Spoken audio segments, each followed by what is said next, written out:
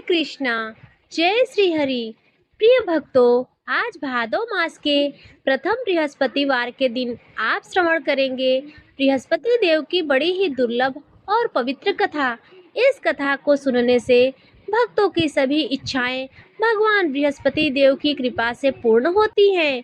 तो आइए बड़े ही श्रद्धा और भक्ति भाव से इस कथा को सुनते हैं। भारतवर्ष में एक प्रतापी और दानी राजा राज्य करता था। वह नित्य गरीबों और ब्राह्मणों की सहायता करता था। यह बात उसकी रानी को बिल्कुल भी अच्छी नहीं लगती थी। वह ना ही गरीबों को दान देती और ना ही प्रभु का पूजन करती थी। राजा को भी दान देने से मना किया करती थी। एक दिन राजा शिकार खेलने वन को गए हुए थे, तो रानी महल में अकेली थी।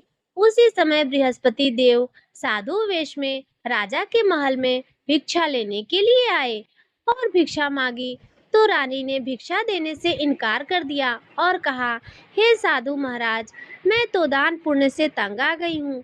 मेरा पति सारा धन लुटाते रहते हैं। मेरी इच्छा है कि हमारा सभी धन नष्ट हो जाए, फिर ना रहेगा बांस और ना बजेगी बांसुरी। तो साधु ने कहा, हे देवी, तुम तो बड़ी विचित्र हो। धन संतान तो सभी चाहते हैं, पुत्र और लक्ष्मी तो पापी के घर भी होने चाहिए।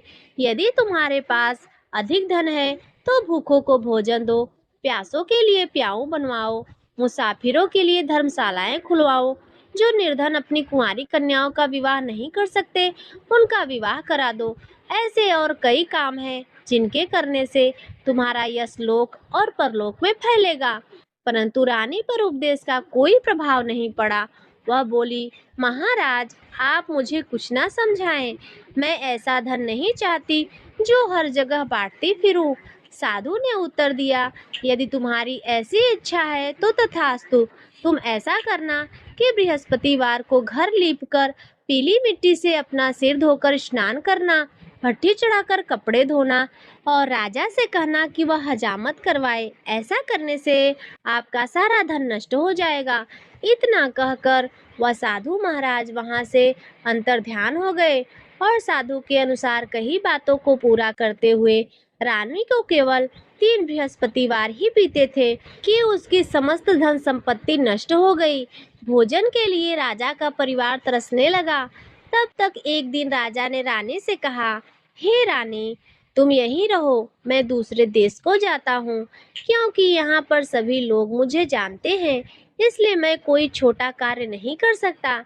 ऐसा कहकर राजा परदेश चला गया। वहाँ वह जंगल से लकड़ी काट कर लाता और शहर में बेचता था। इसी तरह वह अपना जीवन व्यतीत करने लगा। इधर राजा के परदेश जाते ही रानी और दासी दुखी रहने लगी। एक बार जब रानी और दासी को 7 दिन तक बिना भोजन के रहना पड़ा, तो रानी ने अपनी दासी से कहा, हे दासी, पास ही के नगर में मेरी बड़ी बहन रहती है। वह बड़ी धनवान है। तू उसके पास जा और कुछ लेकर आ, ताकि थोड़ा बहुत गुजर बसर हो सके। रानी की दासी बहन के पास गई। उस दिन बृहस्पतिवार का दिन था और रानी की बहन उस समय बृहस्पतिवार की व्रत कथा सुन रही थी।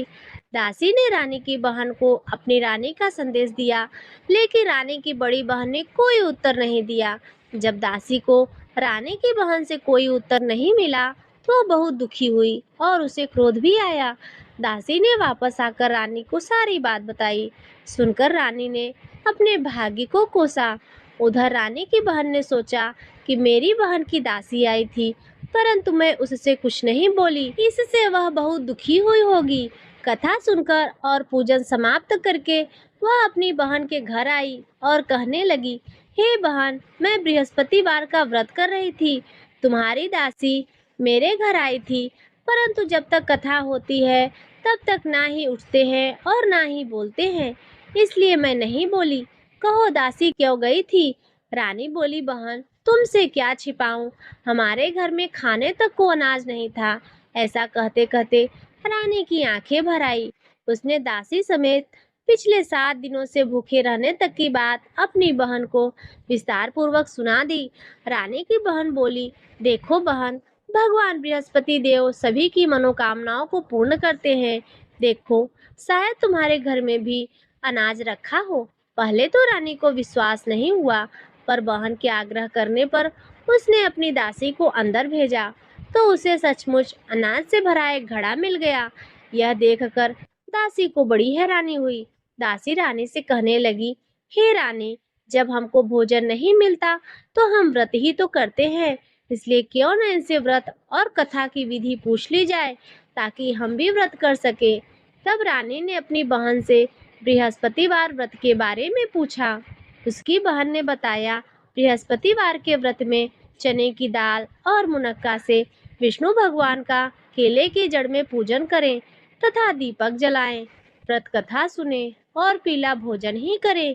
इससे बृहस्पति देव प्रसन्न होते हैं। और व्रत और पूजन विधि बताकर रानी की बहन अपने घर को लौट गई। 7 दिन के बाद जब गुरुवार आया तो रानी और दासी ने व्रत रखा। गुड़साल में जाकर चना और गुड़ लेकर आई, फिर उससे केले की जड़ तथा विष्णु भगवान का पूजन किया। अब पीला भोजन कहाँ से आए, इस बात को लेकर दोनों बहुत दुखी थीं, क्योंकि उन्होंने व्रत रखा था, इसलिए बृहस्पति देव उनसे प्रसन्न थे। इसलिए वे एक साधारण व्यक्ति का रूप धारण करके 2 थालों में सुंदर पीला भोजन दासी को दे गए। भोजन पाकर दासी बहुत प्रसन्न हुई और फिर रानी के साथ मिलकर भोजन ग्रहण किया। उसके बाद वे सभी गुरुवार को व्रत और पूजन करने लगी। बृहस्पति भगवान की कृपा से उनके पास फिर से धन संपत्ति हो गई, परंतु रानी फिर से पहले की तरह आलस्य करने लगी। तब दासी बोली, देखो रानी, तुम पहले भी इस प्रकार आलस्य करती थी, तुम्हें धन रखने में कष्ट होता था, इस कारण सभी धन नष्ट हो गया, और अब जब भगवान बृहस्पति देव की कृपा से धन मिला है तो तुम्हें फिर से आलस्य होता है। रानी को समझाते हुए दासी कहती है, बड़ी मुसीबतों के बाद हमने यह धन पाया है, इसलिए हमें दान पुण्य करना चाहिए, भूखे मनुष्यों को भोजन कराना चाहिए, धन को शुभ कार्यों में खर्च करना चाहिए, जिससे तुम्हारे कुल का यश बढ़ेगा, स्वर्ग की प्राप्ति होगी और पितृ प्रसन्न होंगे। दासी की बात मानकर रानी अपना धन शुभ कार्यों में खर्च करने लगी, जिससे पूरे नगर में उसका यश फैलने लगा। उधर एक दिन दुखी होकर जंगल में एक पेड़ के नीचे आसन जमाकर बैठ गया। वह अपनी दशा को याद करके व्याकुल होने लगा। बृहस्पतिवार का दिन था। एकाएक उसने देखा कि निर्जन वन में एक साधु प्रकट हुए। वह साधु वेश में स्वयं बृहस्पति देवता ही थे। लकड़हारे के सामने आकर बोले, हे लकड़हारे, इस सुनसान जंगल में तू इतना चिंतामग्न क्यों बैठा है? लकड़हारे ने दोनों हाथ जोड़कर प्रणाम किया और उत्तर दिया, महात्मा जी, आप सब कुछ जानते हैं, मैं क्या कहूँ। यह कहकर रोने लगा और साधु को अपनी आप बीती सुनाई।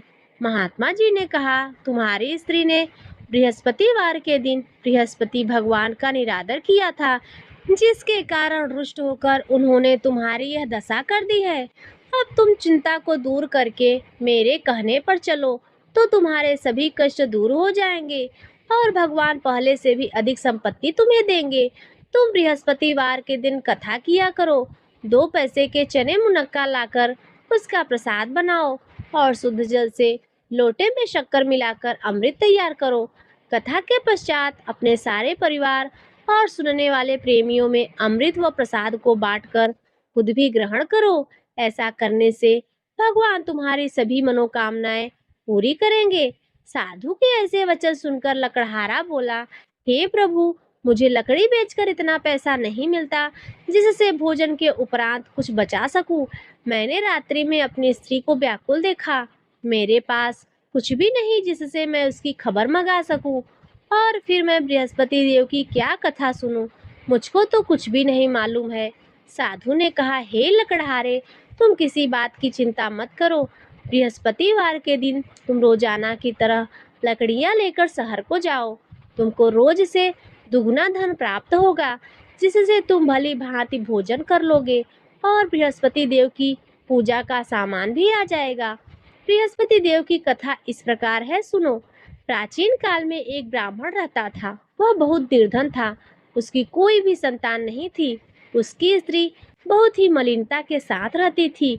वह न ही स्नान करती और न ही किसी देवता का पूजन करती थी। इससे ब्राह्मण देवता बहुत दुखी थे।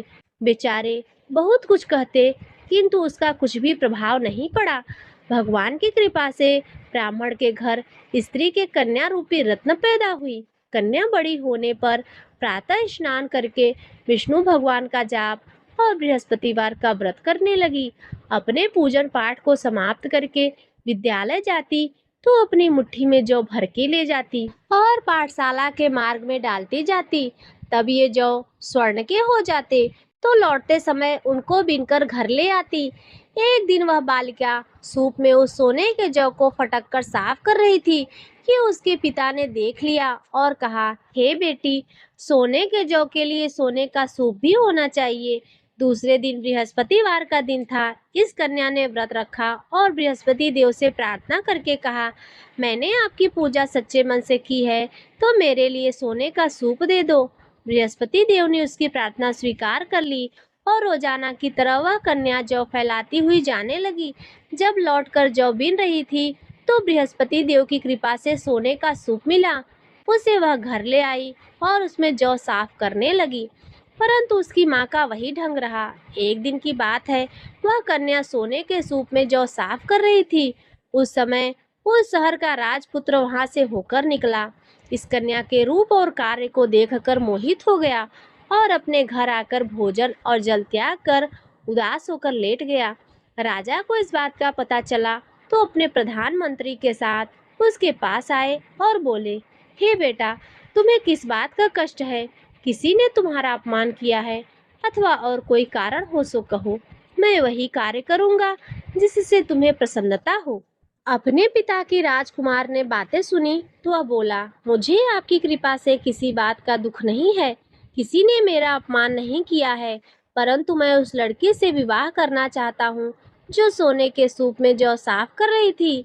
यह सुनकर राजा आश्चर्य में पड़ गया और बोला, हे बेटा, इस तरह की कन्या का पता तुम ही लगाओ, मैं उसके साथ तुम्हारा विवाह अवश्य ही करवा दूंगा। राजकुमार ने उस लड़की के घर का पता बताया। तब मंत्री उस लड़की के घर गए और ब्राह्मण देवता को सभी हाल बताया।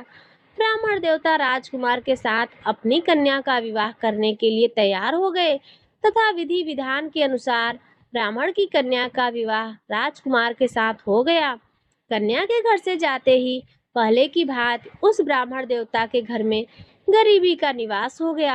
अब भोजन के लिए भी अन्न बड़ी मुश्किल से मिलता था। एक दिन दुखी होकर ब्राह्मण देवता अपनी पुत्री के पास गए। बेटी ने पिता की दुखी अवस्था को देखा और अपनी माँ का हाल पूछा। तब ब्राह्मण ने सभी हाल कहा। कन्या ने बहुत सा धन देकर अपने पिता को विदा कर दिया। इस तरह ब्राह्मण का कुछ समय सुखपूर्वक व्यतीत हुआ। कुछ दिन के बाद फिर वही हाल हो गया। ब्राह्मण फिर अपनी कन्या के यहाँ गया और सारा हाल कहा तो लड़की बोली, हे पिताजी, आप माताजी को यहाँ ले आओ, मैं उन्हें विधि बता दूंगी जिससे उनकी गरीबी दूर हो जाए। वह ब्राह्मण देवता अपनी स्त्री को साथ लेकर पहुँचे तो अपनी माँ को समझाने लगी, हे माँ, तुम प्रातः काल प्रथम स्नान आदि करके विष्णु भगवान का पूजन करो तो सब दुख दरिद्रता दूर हो जाएगी। परंतु उसकी माँ ने एक भी बात नहीं मानी और प्रातः काल उठकर अपनी पुत्री के बच्चों का जूठन खा लिया। इससे पुत्री को बहुत ही गुस्सा आया। उसने एक रात को कोठरी से सारा सामान निकाल दिया और अपनी माँ को उसमें बंद कर दिया। प्रातः उसमें से उसे निकाला तो स्नान आदि पूजा पाठ करवाया। उसके बाद उसकी माँ की बुद्धि ठीक हो गई। इसके बाद वह नियम से पूजा पाठ करती और प्रत्येक बृहस्पतिवार को व्रत रखने लगी। इस व्रत के प्रभाव से उसकी माता और पिता बहुत ही धनवान और पुत्रवान हो गए और बृहस्पति देवता के प्रभाव से इस लोक के सुख को भोग कर अंत में स्वर्ग को प्राप्त हुए। इस तरह कहानी कहकर साधु देवता वहां से अंतर्ध्यान हो गए। धीरे धीरे समय व्यतीत होने पर फिर वही बृहस्पतिवार का दिन आया। लकड़हारा जंगल से लकड़ी काटकर किसी शहर में बेचने गया। उसे उस दिन और दिन से अधिक पैसा मिला। राजा ने चना और गुड़ आदि लाकर गुरुवार का व्रत किया। उस दिन से उसके सभी क्लेश दूर हो गए। परंतु जब दोबारा गुरुवार का दिन आया तो बृहस्पतिवार का व्रत करना भूल गया। इस कारण बृहस्पति देव भगवान नाराज हो गए। उस दिन उस नगर के राजा ने विशाल यज्ञ का आयोजन किया था। तभी शहर में यह घोषणा करा दी थी, कि कोई भी मनुष्य अपने घर में भोजन न बनवाए, न ही आग जलाए। समस्त जनता मेरे यहाँ भोजन करने आए। इस आज्ञा को जो न मानेगा उसे फांसी की सजा दी जाएगी। इस तरह की घोषणा संपूर्ण नगर में करवा दी गई। राजा की आज्ञा के अनुसार शहर के सभी लोग भोजन करने गए, लेकिन लकड़हारा कुछ देर से पहुंचा, इसलिए राजा उसको अपने साथ घर ले गए और ले जाकर भोजन करा ही रहे थे कि रानी की दृष्टि उस खूंटी पर पड़ी जिस पर उसका हार लटका हुआ था। वह वहां पर दिखाई नहीं दिया तो रानी ने निश्चय किया कि यह मेरा हार इस मनुष्य ने चुरा लिया है। उसी समय सिपाहियों को बुलाकर उसको कारागार में डलवा दिया। जब लकड़हारा कारागार में पड़ गया और बहुत दुखी होकर विचार करने लगा कि न जाने कौन से पूर्व जन्म के कर्म से मुझे यह दुख प्राप्त हुआ है, उसी साधु को याद करने लगा जो जंगल में मिला था। उसी समय तत्काल बृहस्पति देव साधु के रूप में प्रकट हुए और उसकी दशा को देखकर कहने लगे, अरे मूर्ख, तूने बृहस्पति देव की कथा नहीं करी, इसी कारण तुझे दुख प्राप्त हुआ है। अब चिंता मत कर, बृहस्पतिवार के दिन कारागार के दरवाजे पर 4 पैसे पड़े मिलेंगे। उनसे तू बृहस्पति देव की पूजा करना, तेरे सभी कष्ट दूर हो जाएंगे। बृहस्पतिवार के दिन उसे 4 पैसे पड़े मिले। लकड़हारे ने कथा कही। उसी रात्रि को बृहस्पति देव ने उस नगर के राजा को स्वप्न में कहा, हे राजा, तुमने जिस आदमी को कारागार में बंद कर दिया है वह निर्दोष है, वह राजा है, उसे छोड़ देना। रानी का हार उसी खूंटी पर लटका है। अगर तू ऐसा नहीं करेगा तो मैं तेरे समस्त राज्य को नष्ट कर दूंगा। इस तरह रात्रि के स्वप्न को देखकर राजा प्रातः काल उठा और खूंटी पर हार देखकर लकड़हारे को बुलाकर क्षमा याचना करने लगा। लकड़हारे को योग्य सुंदर वस्त्र आभूषण देकर विदा कर दिया। बृहस्पति देव की आज्ञा के अनुसार लकड़हारा अपने नगर को चल दिया। राजा जब अपने नगर के निकट पहुंचा तो उसे बड़ा ही आश्चर्य हुआ। नगर में पहले से भी अधिक बाग, तालाब, कुएं और तथा बहुत सी धर्मशालाएं, मंदिर आदि बन गए थे। राजा ने पूछा कि यह किसका बाग और धर्मशाला है। तब नगर के सभी लोग कहने लगे, यह सब रानी और बांदी के हैं। तो राजा को आश्चर्य हुआ और क्रोध भी आया। जब रानी ने यह खबर सुनी कि राजा आ रहे हैं तो उन्होंने दासी से कहा, हे दासी, देख, राजा हमको कितनी बुरी हालत में छोड़ गए थे। हमारी ऐसी हालत देखकर वह लौट न जाए, इसलिए तू दरवाजे पर खड़ी हो जा। आज्ञा के अनुसार दासी दरवाजे पर खड़ी हो गई। राजा आए तो उन्हें अपने साथ लेकर आई।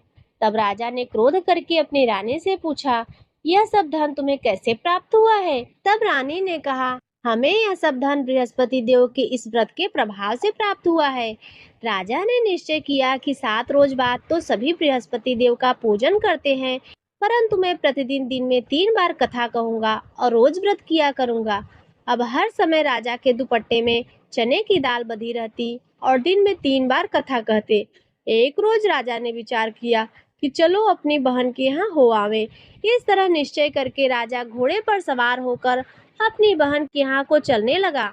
मार्ग में उसने देखा कि कुछ आदमी एक मुर्दे को लिए जा रहे हैं। उन्हें रोककर राजा कहने लगा, अरे भाइयों, मेरी बृहस्पति देव की कथा सुन लो। वे बोले, लो, हमारा तो आदमी मर गया है, इसको अपनी कथा की पड़ी है। परंतु कुछ आदमी बोले, अच्छा कहो, हम तुम्हारी कथा भी सुनेंगे। राजा ने दाल निकाली और जब कथा आधी हुई तो मुर्दा हिलने लग गया और जब कथा समाप्त हो गई तो राम राम करके मनुष्य उठकर खड़ा हो गया। आगे मार्ग में उसे किसान खेत में हल चलाता हुआ मिला तो राजा ने उसे देखकर बोला, अरे भैया, तू मेरी बृहस्पतिवार की कथा सुन लो। किसान बोला, जब तक मैं तेरी कथा सुनूंगा तब तक 4 हरया जोत लूंगा। जा, अपनी कथा किसी और को सुनाना। इस तरह राजा आगे चलने लगा। राजा के हटते ही बैल पछाड़ खाकर गिर गए और किसान के पेट में बड़ी जोर का दर्द भी होने लगा। उस समय उसकी माँ रोटी लेकर आई और उसने जब यह देखा तो अपने पुत्र से सभी हाल पूछा और बेटे ने सभी हाल कह दिया। तो बुढ़िया दौड़ी दौड़ी उस घुड़सवार के पास गई और उससे बोली कि मैं तेरी कथा सुनूंगी, तू अपनी कथा मेरे खेत पर चलकर ही कहना। राजा ने बुढ़िया के खेत पर जाकर कथा कही, जिसके सुनते ही वह बैल उठकर खड़े हुए तथा किसान के पेट का दर्द भी बंद हो गया। राजा अपनी बहन के घर पहुंचा बहन ने भाई की खूब मेहमानदारी की। दूसरे रोज प्रातःकाल राजा जागा तो देखने लगा कि सभी लोग भोजन कर रहे हैं। राजा ने अपनी बहन से कहा, देखो, कोई मनुष्य हो जिसने भोजन नहीं किया हो तो मेरी बृहस्पतिवार की कथा सुन ले। बहन बोली, हे भैया, यह देश ऐसा ही है। पहले यहाँ लोग भोजन करते हैं, बाद में अन्य काम करते हैं। अगर कोई पड़ोस में हो तो देख आऊं। वह ऐसा कहकर देखने चली गई, परंतु उसे ऐसा कोई व्यक्ति नहीं मिला जिसने भोजन न किया हो। अतः वह एक कुम्हार के घर गई जिसका लड़का बीमार था। उसे मालूम हुआ कि उसके यहाँ 3 रोज से किसी ने भोजन नहीं किया है। रानी ने अपने भाई की कथा सुनने के लिए कुम्हार से कहा। वह तैयार हो गया। राजा ने जाकर बृहस्पतिवार की कथा कही, जिसको सुनकर उसका लड़का ठीक हो गया। अब तो राजा की प्रशंसा होने लगी। एक रोज राजा ने अपनी बहन से कहा, हे बहन, हम अपने घर को जाएंगे, तुम भी तैयार हो जाओ। राजा की बहन ने अपनी सास से कहा तो सास ने कहा, हाँ चली जा, परंतु अपने लड़के को मत ले जाना, क्योंकि तेरे भाई की कोई संतान नहीं है। बहन ने अपनी भैया से कहा, हे भैया, मैं तो चलूंगी, पर कोई बालक नहीं जाएगा। तो राजा बोला, जब कोई बालक नहीं जाएगा तो तुम ही क्या करोगी जाकर। बड़े दुखी मन से राजा अपने नगर को लौट आया। राजा ने अपनी रानी से कहा, हम निर्वंशी हैं, हमारा मुंह देखने का धर्म नहीं है और कुछ भोजन आदि नहीं किया। रानी बोली, हे प्रभु बृहस्पति देव ने हमें सब कुछ दिया है, वह हमें औलाद भी अवश्य ही देंगे।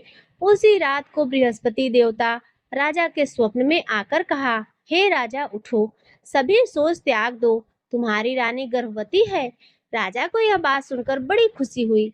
9वें महीने में उसके गर्भ से एक सुंदर पुत्र पैदा हुआ। तब राजा बोला, हे रानी, स्त्री बिना भोजन के रह सकती है, पर बिना कहे नहीं रह सकती। जब मेरी बहन आएगी तो तुम उससे कुछ मत कहना। रानी ने सुनकर हाँ कह दिया। जब राजा की बहन ने यह शुभ समाचार सुना, तब वह खुश होकर दौड़ी दौड़ी बधाई लेकर अपने भाई के यहाँ आई। तभी रानी ने कहा, घोड़ा चढ़कर तो नहीं आई, गधा चढ़कर आई है। राजा की बहन बोली, भाभी, मैं इस प्रकार ना कहती तो तुम्हें औलाद कैसे मिलती। बृहस्पति देव ऐसे ही हैं, जैसे जिसकी मन में कामनाएं हैं सभी को पूर्ण करते हैं। जो सद्भावना पूर्वक बृहस्पतिवार का व्रत करता है एवं कथा पढ़ता है अथवा सुनता है, दूसरों को सुनाता है, बृहस्पति देव उसकी सभी मनोकामनाएं पूर्ण करते हैं। बृहस्पति देव उनकी सदैव रक्षा करते हैं। जो संसार में सद्भावना और सच्चे हृदय से बृहस्पति देव का पूजन करते हैं, उनकी सभी मनोकामनाएं उसी प्रकार पूर्ण होती हैं जैसे राजा और रानी की हुई। हर मनुष्य को हृदय से उनका मनन करते हुए जयकारा करना चाहिए। तो प्रेम से बोलिए, बृहस्पति देव की जय, विष्णु भगवान की जय, समस्त देवी देवताओं की जय। प्रिय भक्तों, अब आइए हम सुनते हैं बृहस्पति देव की आरती। ओम जय बृहस्पति देवा, स्वामी जय बृहस्पति देवा, छिन छिन भोग छिन छिन भोग लगाऊं, कदली फल मेवा। ओम जय बृहस्पति देवा, तुम पूर्ण परमात्मा, तुम अंतर्यामी, जगत पिता जगदीश्वर, जगत पिता जगदीश्वर, तुम सबके स्वामी। ओम जय बृहस्पति देवा, चरणामृत निज निर्मल, सब पातक हरता, सकल मनोरथ दायक, सकल मनोरथ दायक, कृपा करो भरता। ओम जय बृहस्पति देवा, तन मन धन अर्पण कर, जो जन शरण पड़े, प्रभु प्रगट तब हो कर, प्रभु प्रगट तब हो कर, आकर द्वार खड़े। ओम जय बृहस्पति देवा, दीन दयाल दयानिधि, भक्त हितकारी, पाप दोष सब हरता, पाप दोष सब हरता, भव बंधन हारी। ओम जय बृहस्पति देवा, सकल मनोरथ दायक, सब संशय तारो। विषय विकार मिटाओ, विषय विकार मिटाओ, संतन सुखकारी। ओम जय बृहस्पति देवा, जो कोई आरती प्रेम सहित गावे, ज्येष्ठानंद बंद सो निश्चय ही पावे। ओम जय बृहस्पति देवा, ओम जय बृहस्पति देवा, स्वामी जय बृहस्पति देवा। छिन छिन भोग लगाऊं, छिन छिन भोग लगाऊं, कदली फल मेवा। ओम जय बृहस्पति देवा। तो प्रेम से बोलिए लक्ष्मी नारायण भगवान की जय। प्रिय भक्तों, यह बृहस्पति देव की कथा यहीं पर संपन्न होती है। आज की कथा यदि आपको अच्छी लगी हो तो वीडियो को लाइक कर दीजिए, चैनल पर पहली बार आए हो तो सब्सक्राइब कर लीजिए और कमेंट में जय श्री बृहस्पति देवता अवश्य लिखिए।